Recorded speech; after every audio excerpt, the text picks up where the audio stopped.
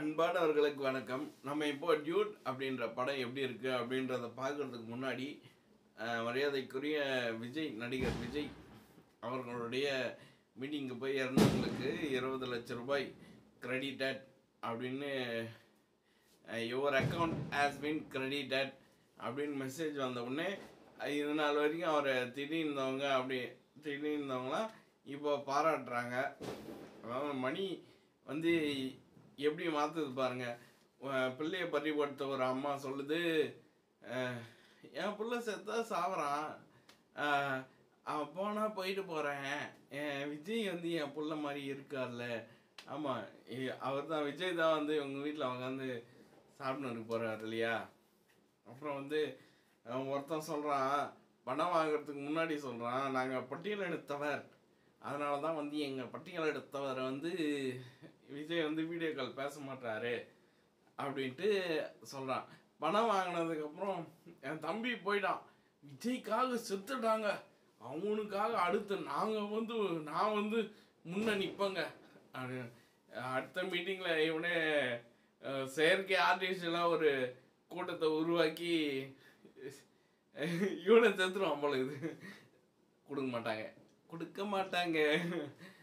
அப்புறம் வந்து 2 பெண் குழந்தைங்க அழகழகாக இருக்குது, கோகிலா இன்னொன்று. அந்த அம்மாவோட அம்மா வந்து சிரிச்சுக்கினே பேசுது, காசு வந்துடுச்சு, ஆமாம் எனக்கு வரல, எங்கள் வீட்டுக்காருக்கு வந்துடுச்சு ஈன்னுது. என்ன மாதிரி மனநிலையில் இருக்கிறாங்க மக்கள். அதாவது 20 லட்சத்துக்கு வந்து இதுக்கு முன்னாடி திட்டிருந்தீங்க, இப்போது 20 லட்சம் வந்த உடனே அவங்கெல்லாம் வந்துட்டாங்களா, உங்கள் பிள்ளைங்களாம் வந்துட்டாங்களா? இல்லை, அந்த மாதிரி தான் நீங்கள் பேசுகிறது இருக்குதை பார்த்து. போகிற போக்க பார்த்தா அடுத்த விஜய் மீட்டிங்கில் செயற்கையாக ஒரு கூட்டத்தை உருவாக்கி ஆர்டிஃபிஷியலாக எதனா பண்ணி ஒரு தழுமுள் உண்டாக்கி திருப்பி எல்லாம் மேலே போய் சேர்ந்துருது, ரெடியாக நம்மளது. இப்போ வந்து அந்த சாவாமல் காயங்களோட தப்பி போச்சவங்கள அவங்க குடும்பத்துக்காரங்க எப்படி பார்ப்பாங்க? இவனும் செத்துருக்கலாமோ, இவன் செத்துருந்தான்னா 20 லட்சம் வந்திருக்கும், அவங்க அத்தனை லட்சம், இவன் உயிரோட சம்பாரிச்சு கொடுத்தா கூட இவ்வளோ காசு கிடைக்காது அப்படின்னு நினைப்பாங்க போலது. அந்த மாதிரிலாம் மக்கள் நினைப்பாங்களோ நான் நினைக்கல, பேசிக்கிறாங்க. சரி, ஓகே. இப்போ வந்து டியூட் அப்படின்ற படம் எப்படி இருக்குது அப்படின்னு நம்ம பார்க்கலாம். டியூட் இந்த படத்தில் வந்து பிரதீப் ரங்கநாதன், சரத்குமார் மற்றும் புதுமுகங்கள் நடிச்சிருக்கிறாங்க. இந்த படத்தோட கதை என்ன அப்படின்னு பார்த்தீங்கன்னா, அதான் ஹீரோ ஸ்கூல்லையும் காலேஜ்லேயும் அவருக்கு லவ் ஃபெயிலியர் ஆகிடுது. இவ்வளோ வருஷமாக விட்டு திடீர்னு ஹீரோயின் வந்து இவங்க மாமா சரத்குமார் மாமா பொண்ணு வந்து உன்னை லவ் பண்ணுறேன், சின்ன வயசுலேருந்து எனக்கு ஒன்றை பிடிக்கும் அப்படின்னு சொல்லுது. அப்புறம் இவன் வந்து இல்லை அப்படின்னு ரிஜெக்ட் பண்ணிடுறான். உடனே அதை தாய்க்க முடியாத அந்த பொண்ணு வந்து நான் போய் இதனால தான் பெங்களூருக்கு போன மாதிரி படிக்கிறேன் அப்படின்னு சொல்லிட்டு அங்கே போயிட்டு சரி ஐயோ பிரிஞ்சு போனோடனே இவனுக்கு வந்து அவன் மேலே நினைப்பு வந்துடும். இந்த பிரசாந்த் நடித்த பிரிவோம் சந்திப்போம் படம் மாதிரி இருந்துச்சு. இவனுக்கு வந்து அவன் மேலே நினைப்பு வந்துடும். நினைப்பு வந்த உடனே சரத்குமார்கிட்ட போய் சொல்லுவான், நான் உங்கள் பொண்ணை கட்டிக்கிறேன் அப்படின்ட்டு. இதுக்கு தான் நான் வெயிட் பண்ணியிருந்தேன் அப்படின்னு சரத்குமாரும் அவர் பொண்ணுக்கு ஃபோன் பண்ணி சொல்லிடுவார். அவர் பொண்ணு வந்து என்ன இது ஒரு ட்ரையாங்கல் மாதிரி அங்கே ஒரு பையனை வந்து நான் சொல்கிறதுன்னு தெரில, அங்கே ஒரு பையன் ரெடி ஆகிட்டு வந்துடுவாங்க. இந்த விஷயம் பிரதீப் ஹீரோவுக்கு தெரிஞ்சு இது எப்படி சரி அப்போ கல்யாணத்தை நிறுத்தலான்னு பார்த்தா கல்யாணத்தை நிறுத்த முடியாது. அப்புறம் வந்து அவனே சொல்லுவான், அந்த செகண்ட்ஸே சொல்லுவான், நீங்கள் கல்யாணம் பண்ணிக்கோங்க, கல்யாணம் பண்ணிக்கின்னு அந்த பொண்ணை வந்து ஒரு 2-3 மாதம் கழிச்சு நான் கூட்டின்னு போகிறேன். இதுக்கிடையில் அந்த பொண்ணு வந்து ப்ரெக்னெண்ட்டாக இருப்பாள். இல்லை இந்த மாதிரி கல்யாணம் நடந்து முடிஞ்சிடும். இந்த கல்யாணத்துக்கு அப்புறம் வந்து அந்த பொண்ணு ப்ரெக்னெண்ட்டாக இருப்பாள். ப்ரெக்னன்சிக்கு காரணம் ஹீரோ தான் அப்படின்னு நினச்சி எல்லாரும் சந்தோஷமாக இருப்பாங்க. ஆனால் ப்ரெக்னன்சிக்கு காரணம் வந்து அந்த பையன்தான். ஓ நீ படிக்க போகிறான்னு போயிட்டு இதை தான் பண்ணியிருந்தியா அப்படின்ட்டு கேள்வி ஆடியன்ஸுக்கு தோணுது.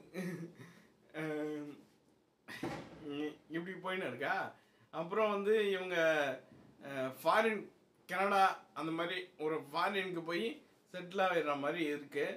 பாஸ்போர்ட் வந்து அவங்களுக்கு இல்லை, அந்த செகண்ட்ஸ் பையனுக்கு இல்லை அப்படின்றதுனால தான் இவ்வளோ இது.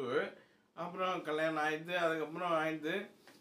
ஹீரோயின் சொல்கிறான், உனக்கு வேறு பொண்ணை பார்த்து வச்சுட்டு கல்யாணம் பண்ணி வச்சுட்டு தான் வந்து நான் வெளிநாட்டுக்கு போவேன், இல்லைன்னா நான் ஐ ஃபீல் கில்ட்டி அப்படின்வா. சரி அப்படின்ட்டு வேறு பொண்ணு அவன் கூட வேலை செய்கிற பொண்ணை இவன் ப்ரப்போஸ் பண்ணுற மாதிரி ஒரு சீன் க்ரியேட் பண்ணி இது பண்ணி விட்றான்.